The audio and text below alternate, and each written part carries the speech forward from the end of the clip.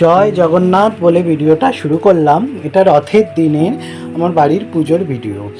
যত সামান্য চেষ্টা করেছি প্রভুকে সেবা দেওয়ার নিজের মতন করে, তাই কী বানালাম সেটাই আপনাদের সঙ্গে শেয়ার করছি। আর সকলকে জানাই সোনু অফিসিয়ালে স্বাগত। আর এখানে বানিয়ে নিচ্ছি একটা মশলা, এর মধ্যে আছে গোটা জিরে, মৌরি আর গরম মশলা আর গোটা গোলমরিচ। বানাবো হচ্ছে কণিকা ভোগ। প্রথমে পরমান্ন বানিয়ে নিয়েছি, আর কণিকা ভোগ বানানোর জন্য চালটাকে ভিজিয়ে রেখেছিলাম, দিয়ে ঘিতে তেজপাতা আর গোটা গরম মশলা দিয়ে চালটাকে একটু ভেজে নিচ্ছি। একটু জিরে দিয়েছি, ওর মধ্যে নুন দিয়ে ভেজে নিয়ে চালটাকে সিদ্ধ হতে দিয়ে দিলাম। আর এদিকে বানাবো গটি পটলা। 56 ভোগের দুটো অন্যতম পদ কণিকা ভোগ আর গটি পটলা, সেই দুটোই বানিয়ে এবছর ভগবানকে নিবেদন করেছি। গটি পটলা বানানোর জন্য একটা মাটির হাঁড়ি নিয়ে নিয়েছি। হাঁড়িতে পটলগুলোকে নুন হলুদ মাখিয়ে, আর ওই মশলাটার মধ্যেই কিছুটা নারকোল দিয়ে একটু জল দিয়ে পেস্ট করে দিয়ে দিলাম। এটাই পটলের মশলাটা। উপর থেকে ঘি দিয়ে ঢেকে দেবো একেবারে কম গ্যাসের ফ্লেম করে। এইভাবেই প্রত্যেক বছর চেষ্টা করি কিছু না কিছু নিজে হাতে করে প্রভুকে নিবেদন করার। আর যেহেতু ঘরের গপু আছে, তো কিছু না কিছু করে দিই। তো প্রত্যেক বছর রথেতেও তাই করি, এবছর অনর্থ হলো না। আর কিনে দেওয়ার থেকে একটু নিজে হাতে বানিয়ে দিলে বেশি মনেরও শান্তি লাগে এবং ভগবানকে নিবেদন করলেও বেশ ভালো লাগে। তো সেটাই চেষ্টা করি, সমস্ত কিছু ধুয়ে মুছে পরিষ্কার করে ভগবানের ভোগটা নিবেদন করছি। কণিকা ভোগ আমার এখানে রেডি হয়ে গেছে। কণিকা ভোগের উপর থেকে মশলাটা দিয়ে দিলাম, আর একটু গুড় দিলাম। আগে তো নুন দিয়েইছি। এই কণিকা ভোগ আর উপর থেকে একটু নারকেল কাজু কিশমিশ দিয়ে রেডি করে নিলাম। আর গটি পাতলাটাও রেডি হয়ে গেছে। ভগবানের ভোগ পুরীতে মাটির পাত্রতেই হয়, কিন্তু ঘরে তো সব কিছু সম্ভব হয় না। তো একটা যে কোনো মাটির পাত্রেতে একটা পদ আর কি করে ভগবানকে দিলাম।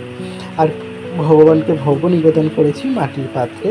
আর এখানে ভগবানকে একটু অভিষেক করিয়ে নিচ্ছি।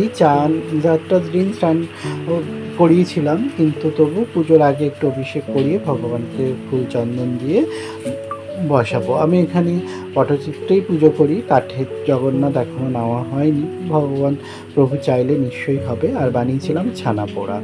এখানে ভগবানকে ভোগ নিবেদন করেছিলাম কণিকা ভোগ, গটি পাতলা, কলা, কাঁঠাল, আম, আর মিষ্টির মধ্যে ছিল মালপোয়া, খাজা আর ছানা পোড়া। এই দিয়েই ভগবানকে নিজেই আরতি করে নাম কীর্তন করে ভগবানের সেবা দিলাম।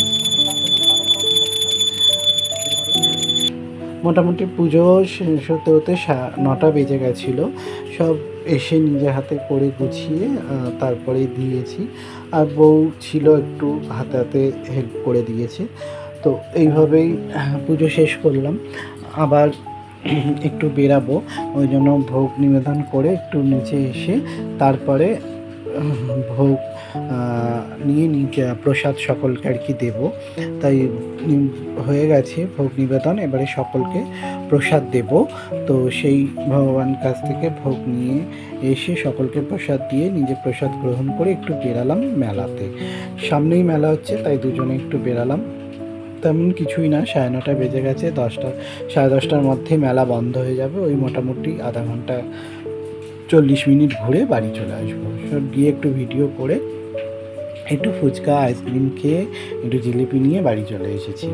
মোটামুটি প্রথম দিন মেলাতে যথেষ্ট ভিড় ছিল। এটা হচ্ছে চেতলা রথের মেলা, আমার বাড়ির কাছেই, একদমই 5 মিনিটের দূরত্ব। তো সেখানে গিয়ে, আর বৃষ্টিও মোটামুটি হচ্ছিল বলে ওই জন্য রাত হয়ে গেছিলো, মেলা ফাঁকাই ছিল।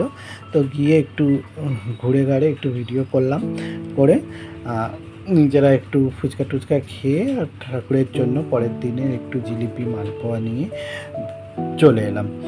তো ভিডিওটা শেয়ার করলাম আপনাদের সঙ্গে। আবার বলি, জয় জগন্নাথ। সকলে ভালো থাকবেন, সুস্থ থাকবেন, খুবভাবে মেলা ঘুরুন, রথে আনন্দ করুন। আর ভিডিওটা ভালো লাগলে লাইক শেয়ার কমেন্ট করবেন। ফেসবুকে দেখলে ফলো করবেন, ইউটিউবে দেখলে সাবস্ক্রাইব যদি মনে হয় করবেন। আর আবার বলছি, সকলে ভালো থাকবেন, সুস্থ থাকবেন। দেখা হচ্ছে আর একটা ভিডিও। ততক্ষণের জন্য রাধে রাধে রাধে রাধে।